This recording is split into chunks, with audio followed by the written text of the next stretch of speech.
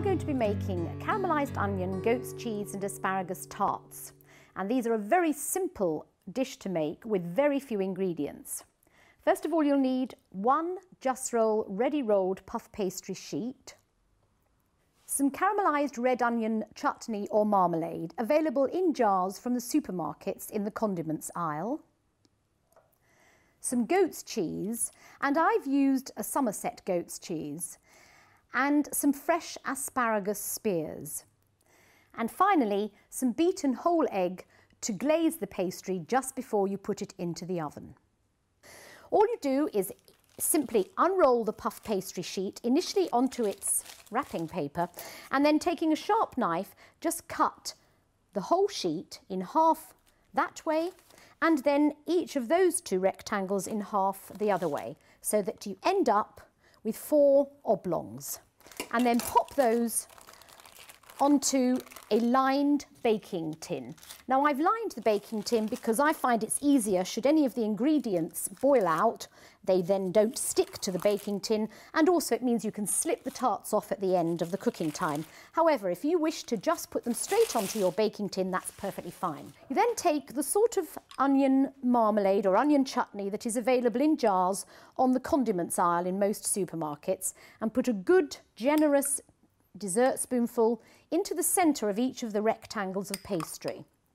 Spread it out evenly if possible, but don't forget to leave this all-important border, which means that when the pastry is cooked, the border will rise up and form just a little edge, which gives you the tart. And then I'm going to pop that down there, some of this goat's cheese. Now, you can use the chèvre, French goat's cheese, but there are so many lovely regional English goat's cheeses around at the moment. If you cut that into 4, and then each of those, and pop them, whee, there we are. And then finally some fresh asparagus, which is an absolute joy. I've actually bought here the asparagus tips, which are of course available all year round, but then come the spring, we have the wonderful fresh English one, which appears in all the shops. And you just tuck 2 or 3 into, and what you could do, which is quite nice, is to tuck it like this. So it doesn't matter if it stands quite high. Now, just to help with the finished look of the asparagus, what I do is take just a little sunflower or olive oil or corn oil and lightly brush it over the asparagus tips. So that helps it to retain its moisture, retain its gleam during the cooking. And then the final touch, and again this is optional, if you would like a nice sheen golden finish to the pastry once it's risen, use some beaten whole egg and whiz it round the borders here. Now, if you don't want to use egg, you can use just a little milk. And if you really can't be bothered to do it at all, well, that doesn't matter.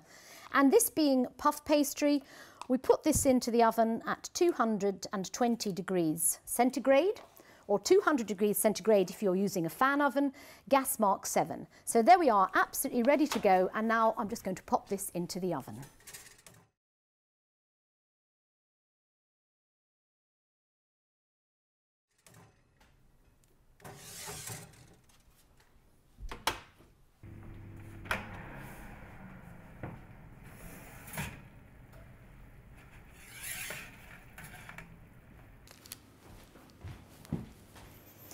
And here we have the goat's cheese, asparagus and caramelised onion tarts, all beautifully baked and ready to serve.